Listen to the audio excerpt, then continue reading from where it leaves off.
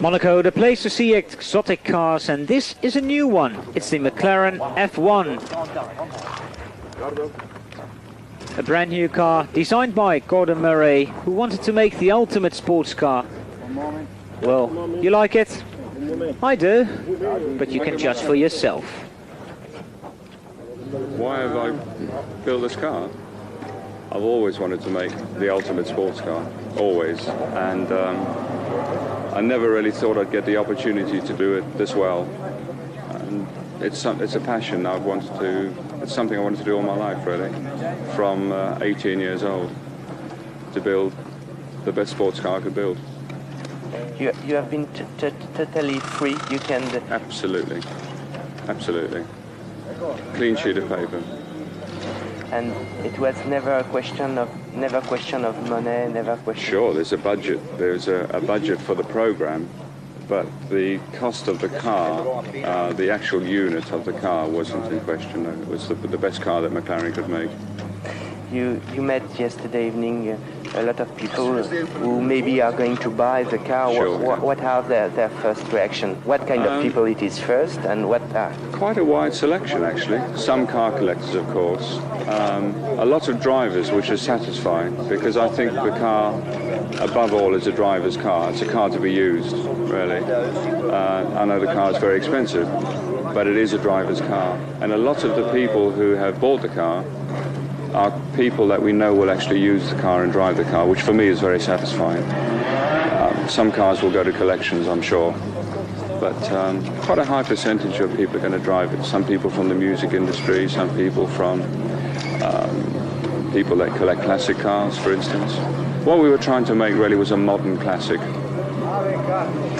Can you speak a bit to us about the technical specification? What will be the performance of the car, if you can imagine it? I mean, the performance is almost incidental. If you have a car that weighs 1,000 kilos and has more than 550 horsepower, you have performance.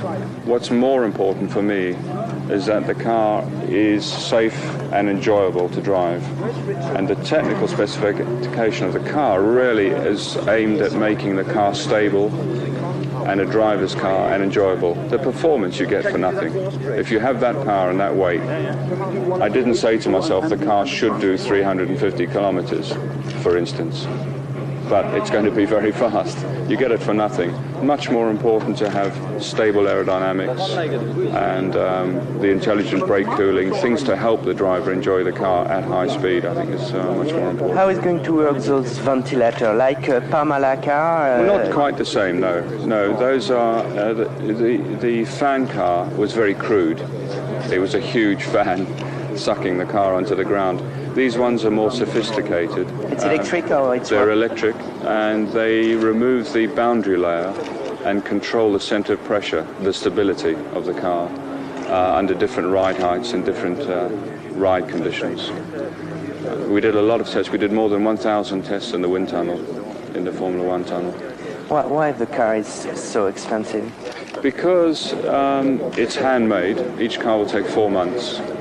But mostly because we chose advanced composites for the material, and there's no way of mass producing advanced composites. It's a very time-consuming way of building a car, but that was the only material that was ever considered, really. I mean, aluminium for me is old-fashioned now.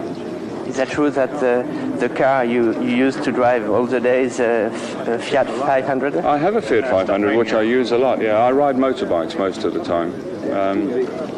And I also have an original 68 Lotus Elan, which I think is a very good little